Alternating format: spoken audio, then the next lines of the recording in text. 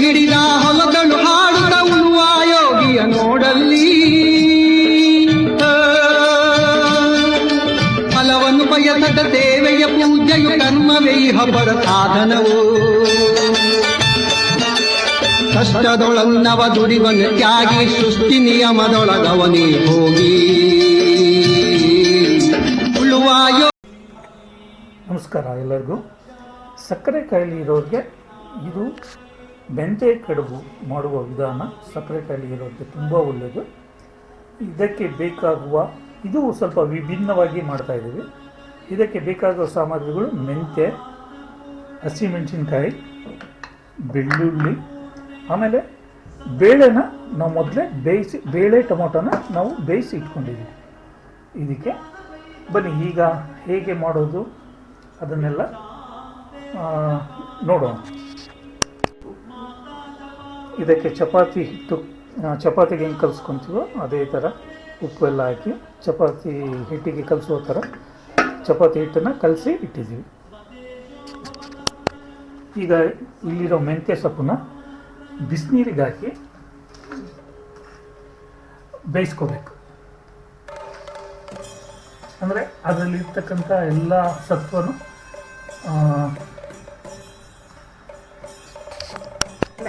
ಮೆಂತ್ಯ ಸೊಪ್ಪನ್ನ ಈಗ ಬೇಯಿಸೋಕ್ಕೆ ಇಟ್ಟಿದ್ದೀವಿ. ಇದು ಬೆಂದ ಮೇಲೆ ಆ ನೀರನ್ನ ಬಗ್ಗಿಸಿ, ಯಾಕೆಂದರೆ ಪೊಟ್ಯಾಷಿಯಮ್ ಮತ್ತು ಫಾಸ್ಫರಸ್ ಇರುತ್ತೆ, which is not good for our body. So ಅದನ್ನ ತೆಗಿತಾ ಇದ್ದೀವಿ. ಯಥೇಚ್ಛವಾಗಿರೋದ್ರಿಂದ ಅದನ್ನ ಬಗ್ಗಿಸಿದ್ರೆ ಅದು ಪೊಟ್ಯಾಷಿಯಮ್ ಫಾಸ್ಫರಸ್ ಸ್ವಲ್ಪ ಕಮ್ಮಿ ಆಗುತ್ತೆ. ಅಂದರೆ ಬೇಯಿಸಿದ ಮೇಲೆ ನೀರನ್ನ ತಕೊಂಡ್ರೆ ಅದರಲ್ಲಿ ಇರ್ತಕ್ಕಂಥ ಪೊಟ್ಯಾಷಿಯಮ್ ಫಾಸ್ಫರಸ್ ಕಮ್ಮಿ ಆಗುತ್ತೆ. ಮೆಂತ್ಯ ಸೊಪ್ಪಲ್ಲಿ ಯಥೇಚ್ಛವಾಗಿರುತ್ತೆ. ಎಲ್ಲ ತರಕಾರಿಯಲ್ಲಿ ಯಥೇಚ್ಛವಾಗಿರುತ್ತೆ, ಅದರಿಂದ ಅದು ಬಗ್ಗಿಸ್ಬೇಕು. ಅದನ್ನ ಬೇಯಿಸ್ಬಿಟ್ಟು ಬಗ್ಗಿಸ್ಬೇಕು. ಸೊ ಅದು ಕಮ್ಮಿ ಆಗುತ್ತೆ. ಈ ಬೇಳೆ ಏನಿದೆ ಇದು ಫಸ್ಟು ನೆನೆಸ್ಕೋಬೇಕು. ಚೆನ್ನಾಗಿ ತೊಳೆದು ನೆನೆಸ್ಬೇಕು. 2 hours ನೆನೆಸ್ಬೇಕು. ಏನಕ್ಕಂದ್ರೆ ನೆನೆಸಿದ್ರೆ ಬ್ಲೋಟಿಂಗ್ ಮತ್ತೆ ಗ್ಯಾಸ್ ಫಾರ್ಮ್ ಆಗಲ್ಲ, ಅದು ರಿಮೂವ್ ಆಗುತ್ತೆ. ಈಗ ಲಟ್ಟಿಸಿ ಕಲಸಿರೋ ಚಪಾತಿ ಹಿಟ್ಟನ್ನ ಲಟ್ಟಿಸ್ಬೇಕಾ? ಯಾವ ಥರ? ಈ ಥರ ಸ್ವಲ್ಪ ದಪ್ಪವಾಗಿ ಲಟ್ಟಿಸಿ. ಎಣ್ಣೆ ಹಾಕ್ಬೇಕಾ?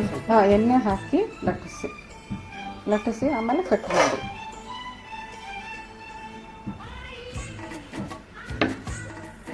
ಡೈಮಂಡ್ ಶೇಪ್ ಕಟ್ ಮಾಡಿ. ಡೈಮಂಡ್ ಶೇಪ್ ಕಟ್ ಮಾಡೋದು. ಚಪಾತಿ ಥರ ಲಟ್ಟಿಸಿ ಡೈಮಂಡ್ ಶೇಪಲ್ಲಿ ಕಟ್ ಮಾಡೋದಾ? ತುಂಬ ದಪ್ಪವಾಗಿ ಲಟ್ಟಿಸ್ಬೇಕು. ಚಪಾತಿ ಅಂದರೆ ತೆಳು ಮಾಡ್ತೀವಿ, ಸ್ವಲ್ಪ ದಪ್ಪ ಶಂಕರಪುಳಿ ಥರ ಸ್ವಲ್ಪ ದಪ್ಪವಾಗಿ ಕಟ್ ಮಾಡಿ.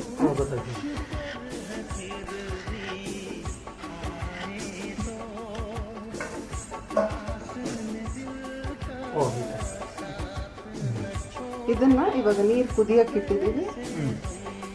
ಇಲ್ಲಿ ನೀರು ಕುದಿಯಕ್ಕೆ ಇಟ್ಟಿದ್ದೀವಿ. ಅದಕ್ಕೆ ಉಪ್ಪು ಮತ್ತೆ ಎಣ್ಣೆ ಹಾಕಿ ಇಟ್ಟಿದ್ದೀವಿ. ಸ್ವಲ್ಪ ಯಾಕೆಂದ್ರೆ ಮೆತ್ತಬಾರ್ದು ಅಂತ. ಇದು nothing but it is Indian pasta.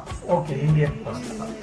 ನೋಡಪ್ಪ, ಯಾರು ಇಂಡಿಯನ್ ಪಾಸ್ತಾ ಈಗೇನು ತಿಂತೀರಾ, ಇದು ಹಳೆ ಕಾಲದಲ್ಲಿ ಮಾಡ್ತಾ ಅಂತ ಮೆಂತ್ಯ ಕಡುಬು ನಮ್ಮ ಇಂಡಿಯನ್ ಪಾಸ್ತಾ. ಈಗ ಅದನ್ನೇ ಕಾಪಿ ಹೊಡೆದು ಚೈನೀಸ್ ಎಲ್ಲ ಇದು ಮಾಡಿದ್ದಾರೆ, ಪಾಸ್ತಾ ಅಂತ ಮಾಡಿದ್ದಾರೆ. ಇದನ್ನು ತಿನ್ನಿ, ಸಕ್ಕರೆ ಕಾಯಿಲೆ ಇರೋರಿಗೆ ಒಳ್ಳೆ ಬ್ರೇಕ್ಫಾಸ್ಟ್. ನೋಡಿ, ಇದು ಡೈಮಂಡ್ ಮಾಡೋರಿಗೆ ಇಷ್ಟ ಆಗಿಲ್ಲ ಅಂದರೆ there are other method of doing. ಈ ಡೈಮಂಡ್ ಶೇಪ್ ಇಲ್ಲ ಅಂದರೆ ಇದು ಯಾವ ಶೇಪ್? ರೌಂಡ್ ಆಗಿ ಮಾಡಿ, ರೌಂಡ್ ಮಾಡಿ ಹಿಂಗೆ ಮಾಡ್ಬೋದು. ಇಲ್ಲಾಂದ್ರೆ ಇದನ್ನೇ ಹಿಂಗೆ ಮಾಡಿ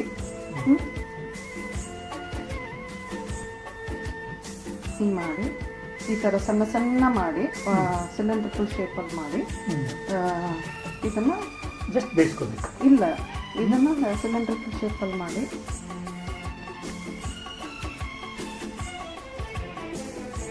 ಹಿಂಗೆ ಕಟ್ ಮಾಡಿ. ಸೊ ಫಾಸ್ಟ್ ಆಗುತ್ತೆ.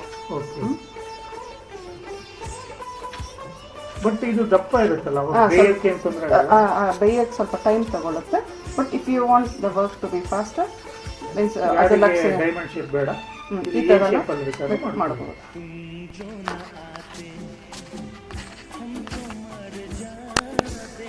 ಇದು ಬೆಂದಿದೆ.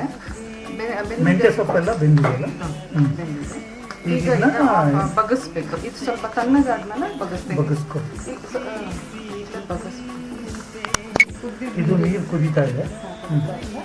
ಇವಾಗ ಇದು ಡೈಮಂಡ್ ಶೇಪಲ್ಲಿ ಕಟ್ ಮಾಡಿರೋದನ್ನ ಹಾಕಿ ಬೇಯಿಸ್ಕೊಂಡು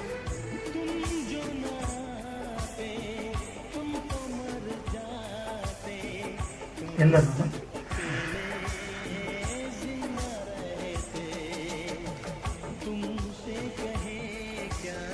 ಅದು ಒಂದಕ್ಕೊಂದು ಇಟ್ಕೊಳಲ್ಲ. ಆಯಿಲ್ ಹಾಕಿದ್ವಿ ಅದಕ್ಕೆ ಇಟ್ಕೊಳಲ್ಲ.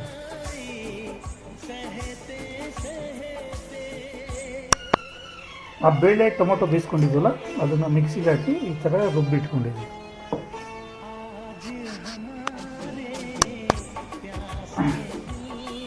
ಈಗ ಇದು ಬಿಸಿ ನೀರಲ್ಲಿ ಹಾಕಿರೋದನ್ನ ಈ ಥರ ಸ್ವಲ್ಪ ಕೈ ಹಾಕಿದ್ರೆ ಅದು ಒಂದಕ್ಕೊಂದು ಬಿಟ್ಕೊಳೋದು. ಸೊ ಅಂಟ್ಕೊಳೋದು. ಒಂದು ಕಡೆ ಕಡುಬು ಬೇಯಿಸ್ಕೊಳಕ್ಕೆ ಇಟ್ಕೊಂಡಿದ್ವಿ, ಇನ್ನೊಂದು ಕಡೆ ಬೇಳೆ ಟೊಮೊಟೊ ರುಬ್ಕೊಂಡು ಇಟ್ಕೊಂಡಿದ್ವಿ. ಈಗ ಒಗ್ಗರಣೆ ಹಾಕೋಕ್ಕೆ ಎಣ್ಣೆ, ಸ್ವಲ್ಪ ಜೀರಿಗೆ, ಸಾಸಿವೆ ಬೇಡ, ಒಗ್ಗರಣೆ ಹಾಕ್ಕೊಂಡು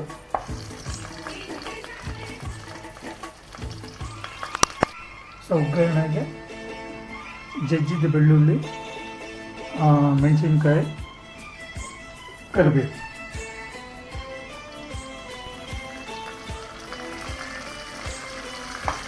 ಒಗ್ಗರಣೆ ಹಾಕೋದು.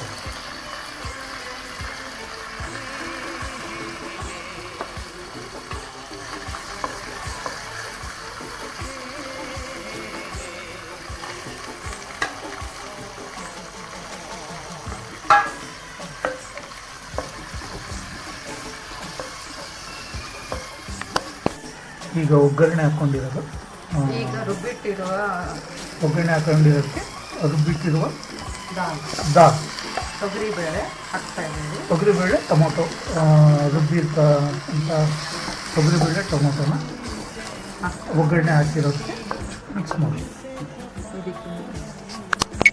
ನೋಡಿ. ಡೈಮಂಡ್ ಶೇಪಲ್ಲಿ ಬೇಯಿಸ್ತಾ ಇದ್ವಲ್ಲ ಅದು ಈಗ ಬೆಂದಿದೆ.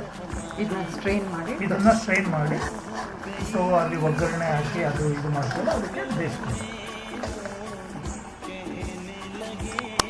ಈ ಮೆಂತ್ಯ ಸೊಪ್ಪು ಬೇಯಿಸ್ಕೊಂಡಿದ್ವಲ್ಲ ಅದನ್ನು ನೀರೆಲ್ಲ ಬಸ್ದ ಮೇಲೆ ಸೊ ಇಷ್ಟ ಆಗಿದೆ. ಒಂದು ಕಟ್ಟು ಮೆಂತ್ಯ ಸೊಪ್ಪಿದು ಬೆಂದಮೇಲೆ ಇಷ್ಟ ಆಗಿದೆ. ಸೊ ಬೆಂದಿರೋ ಏನು ಡೈಮಂಡ್ ಸೊಪ್ಪು ನೀರಲ್ಲಿ ಬೇಯಿಸ್ಕೊಂಡಿದ್ವಿ ಅದು ಸ್ಟ್ರೈನ್ ಮಾಡಿದ್ವಿ. ಸೊ ಅದನ್ನ ಸ್ವಲ್ಪ ತಣ್ಣಗೆ ಮಾಡಬೇಕು, ತಣ್ಣೀರಾಗಿ, ಇಲ್ಲಾಂದರೆ ಅದು ಬೇಯ್ತಾನೆ ಇರುತ್ತೆ. ಸ್ವಲ್ಪ ಕೂಲ್ ಮಾಡಬೇಕು. ಈಗ ಒಗ್ಗರಣೆ ಹಾಕ್ಕೊಂಡು ಬೇಳೆ ಟೊಮೊಟೊ ಹಾಕಿ ಬೇಯಿಸ್ತಾ ಇದೀವಲ್ಲ ಅದಕ್ಕೆ ಸ್ವಲ್ಪ ನೀರು ಹಾಕಿ ಈ ಥರ ಕುದಿಸ್ಕೋಬೇಕು. ಈಗ ಕುದ್ದಿದೆ ಇದೆಲ್ಲ. ಈಗ ಇದಕ್ಕೆ ಸ್ಟ್ರೈನ್ ಮಾಡಿರೋ ಮೆಂತ್ಯ ಸೊಪ್ಪು, ಸ್ಟ್ರೈನ್ ಮಾಡಿ ಕಟ್ ಮಾಡಿದ ಮೆಂತ್ಯ ಸೊಪ್ಪನ್ನ ಹಾಕ್ತಾ ಇದ್ದೀವಿ. ಇದು ಸ್ವಲ್ಪ ಹೊತ್ತು ಕುದ್ದ ಮೇಲೆ ಆಮೇಲೆ ನಾವು ಬೇಯಿಸಿದ್ದ ಕಡುಬನ್ನ, ಅಂದರೆ ಇದು ಚಪಾತಿ ಹಿಟ್ಟಲ್ಲಿ ನಾವು ಇದು ಏನು ಡೈಮಂಡ್ ಶೇಪ್ ಇದು ಮಾಡಿದ್ವಲ್ಲ ಅದಕ್ಕೆ ಕಡುಬು ಅಂತಾರೆ, ಅದನ್ನು ಹಾಕ್ಕೋಬೇಕು. ಹಾಕ್ಕೊಂಡು ಇದ್ರ ಜೊತೆ ಬೇಯಿಸ್ಕೋಬೇಕು. ಇದು ಇನ್ನೂ ಸ್ವಲ್ಪ ದಪ್ಪ ಆಗಿದೆ. ಸೊ ಬಿಸಿನೀರು ಹಾಕ್ಬೇಕು. ಇದಕ್ಕೆ ಇನ್ನೊಂದು ಸ್ವಲ್ಪ ಬಿಸಿನೀರು ಹಾಕಿ ತೆಳು ಮಾಡ್ಕೊಳ್ಬೇಕು. ಈಗ ಕುದೀತಾ ಇದೆ. ಕುದಿಯೋ ಇದಕ್ಕೆ ಜಿಂಜರ್ ಹಾಕ್ತಾ ಇದ್ದೀವಿ. ಶುಂಠಿ, ತುರಿದ ಶುಂಠಿ ಹಾಕ್ತಾ ಇದ್ದೀವಿ. ಇದು ಅದರ ಜೊತೆಗೆ ಕುದ್ದ ನೀರನ್ನು ಹಾಕ್ತಾ ಇದ್ದೀವಿ. ಕುದಿಯೋ ನೀರು ಸ್ವಲ್ಪ ತೆಳು ಮಾಡೋದು.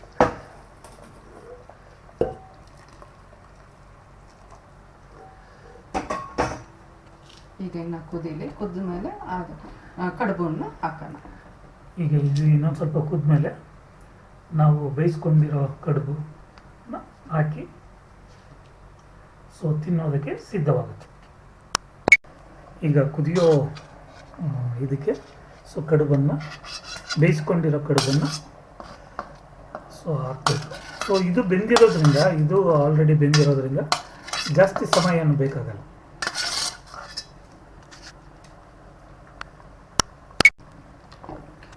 ನೋಡಿ ಈ ಥರ ಹಾಕಿ ಬೇಯಿಸ್ಕೊಂಡ್ರೆ ಅದು ಬೆಂದಿರೋ ಕಡುಬು ಅದ್ರ ಜೊತೆ ಇನ್ನೂ ಸ್ವಲ್ಪ ಬೆಂದು ಅದ್ರದ್ದು ಇದೆಲ್ಲ ಸಾರಾಂಶ ಇಟ್ಕೊಳುತ್ತೆ. ಇದಕ್ಕೆ ಸ್ವಲ್ಪ ಕೊತ್ತಂಬರಿ ಸೊಪ್ಪು ಹಾಕಿದ್ದೀವಿ, ಸ್ವಲ್ಪ ಗರಂ ಮಸಾಲ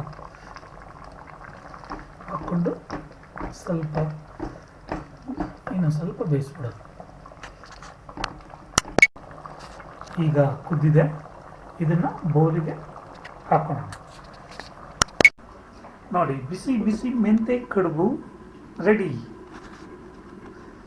ಇದು very good breakfast or lunch or dinner for diabetic. ನೀವು ಮಾಡಿಕೊಳ್ಳಿ, ತಿನ್ನಿ, ಟೇಸ್ಟ್ ಹೇಗಿದೆ ಕಮೆಂಟ್ ಮಾಡಿ.